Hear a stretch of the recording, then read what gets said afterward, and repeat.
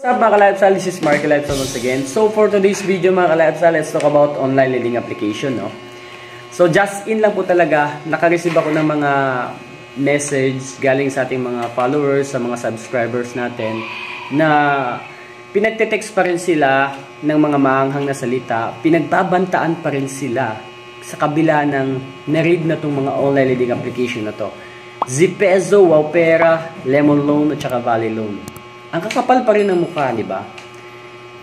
Kahit na yung ibang mga nagtatrabaho dito is wala doon that time. Then yung mga naaktuhan na nagtatrabaho doon is under investigation, hindi kinulong. Kinuha lahat ng information, identity nila. Complete address, complete name, lahat-lahat na. And then yung mga ginagamit nila sa panghaharas like cell phones, computers, is nasa NBI na, kinonfiscate nila. So meaning, lahat ng mga kliyente nila is burado na. Maliwanag ba? So wala na kayong dapat bayaran. Pero mga ka-lifestyle, yun na nga, meron tayong mga solid subscribers, followers na nakaka-receive pa rin ng mga masasakit na salita. Like, pagbabanta at kung ano-ano pa ang mga maanghang na salita na kung mababaw yung luha mo, sigurado masasaktan ka. So I highly suggest mga ka-lifestyle, huwag nyo na lang basahin pag nag-pop up yung message sa messenger nyo, sa cellphone nyo at sa email, huwag nyo na lang basahin. Automatic, i-delete nyo na kaagad. Kasi kahit sino talaga masasaktan at madadala sa mga text ng mga taong to. Maniwala kayo sa hindi. So I highly suggest, matik delete nyo na kaagad yan. Then huwag nyo nang bayaran yan mga ka-lifestyle. Kahit anong pagmamakaawa pa ang sabihin nila. Yung perang ibabayad nyo, mapupunta lang sa bulsa ng mga agent. Ilang beses ko nang sinabi na nag-shutdown na lahat ng information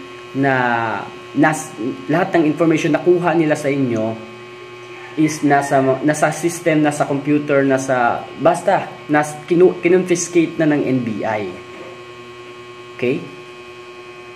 So, yun, sana huwag kayong matatakot kung ano-ano yung mga pinagpagbabanta, ano yung mga approach ng mga agents sa inyo. Dahil hanggang dun lang talaga yan. Maniwala kayo sa hindi. Kahit pabayarin pa kayo ng 100, 200, huwag kayong maniwala mga ka-lifestyle, okay? Huwag kayong maniniwala. Proven and tested na yung 4 na online lending application na yan is haras.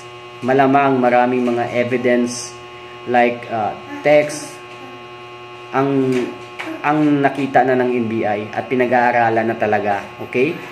So yun, pinaka-the best nyong gawin talaga is dematology na lang. Huwag nyo na lang basahin yung mga text, mga emails nila kasi masasaktan lang talaga kayo. Paulit-ulit lang yan mga ka-lifestyle. Hindi na yan bago. Okay? So, yun yung pinaka-the best yung gawin.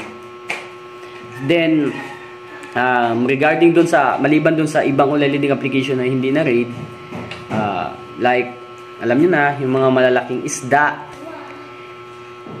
just wait lang patiently. Alam ko darating din yung panahon na mabibigyan din to ng pansin. Kasi nga itong mga itong Valley Loan, Lemon Loan sabihin na natin konti lang yung mga complaint nito. How much more yung mga ibang mga online lending application na malalaki talaga, matutunog talaga yung pangalan. I'm sure maraming complaint diyan. Ikumpara mo dito sa 4 na online lending application na recently lang ni-raid. Okay?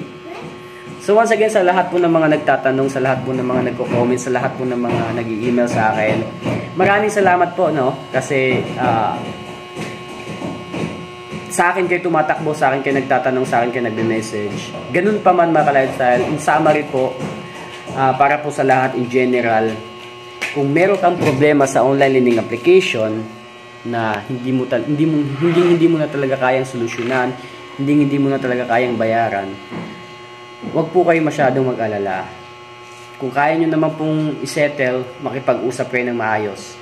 Kung walang-wala po talaga kayong ibabayad, simple lang. Huwag nyong bayaran, di ba?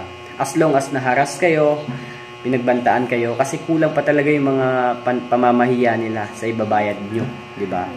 So dun sa mga malalayong lugar, wag po kayong pakampante, wag po kayong sabihin na safe kayo. Sa totoo lang wala pa akong nabalita ang nagpupunta sa mga probinsya, no. Pero ang problema dito is yung mga professional like teachers, policeman, yung mga katrabaho mo, yun yung pupuntiryahin nila. Okay? So, I hope sa mga nanonood ng videos natin, meron silang nakuhang kaalaman, meron silang nakuhang ideas kahit paano, kung paano i-handle yung problema sa online learning application. Especially dun sa recently lang na 4 na online learning application na until now, nangungulit pa rin na parang wala lang. Parang walang nangyari, di ba? So, shout out kay Sir Rendon Labador kasi unti-unti nang natitinag, unti-unti nang nababawasan yung mga malalaking isda sa online learning application. Sana magtuloy-tuloy na. Then, yung mga mas bigatin pa talaga yung puntirahin ng NBI together with Rendon Labador. Okay? So, alam ko parang bigla na lang tong si Rendon Labador sumulpot. Hindi natin alam kung bakit na-involve talaga to. Pero, ganun pa man, pasalamat pa rin tayo sa kanya kasi natutugunan yung mga hinanaing ng mga biktima, di ba? So, ano pa ba? So, yun lang mga ka-lifestyle, no? Once again, huwag patitinag sa mga pagbabanta, sa mga text. Huwag nyo na lang basahin, ha? Yun lang yung talagang masasuggest ko sa inyo. So, ano pa ba? So, yun lang mga ka-lifestyle, no? So, abang-abang lang tayo sa latest updates natin, no? Kasi ako, every now and then, nagre-research po talaga ako kung ano na talaga yung mga nangyayari. Especially, ngayon, naging followers na tayo ni Rendon Labador. So, sana meron na namang good news na mabalitaan about sa mga online learning application. So, yun lang mga ka-lifestyle. Peace!